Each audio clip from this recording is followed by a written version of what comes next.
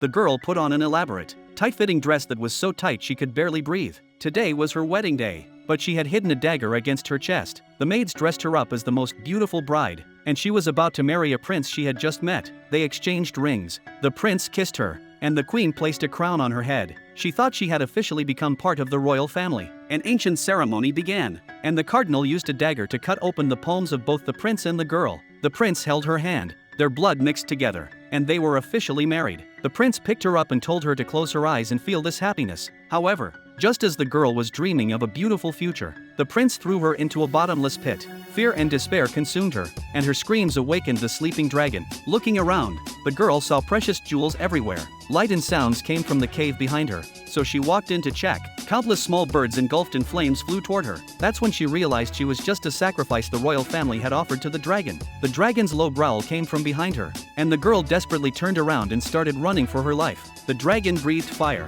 almost swallowing her whole. She quickly ran into a cave, trying to squeeze through the narrow opening, but her elaborate dress got stuck and the flames were getting closer. She used all her strength to kick off the dress and escape the sea of fire. The girl pulled out the dagger she had hidden against her chest, tore her clothes to bandage her wounds, and endured the pain. She was desperate, but she had to survive. She used the flint her mother had given her to make fire and found a way out in the dark cave. After a long time, she found the dragon's nest and saw 3 dead baby dragons. The girl finally understood the source of the dragon's hatred. It hated the royal family for killing its children and demanded they sacrifice their own bloodline in return. The girl raised her sword toward the dragon's eye. She showed the dragon the wound on her hand, which carried the royal family's blood. The girl finally defeated the dragon and brought it back to the palace for revenge. She walked into their fake wedding ceremony and told the poor bride to leave. The dragon flew over the castle and stood behind her. After the girl left, the entire palace was consumed by flames, and all the enemies died.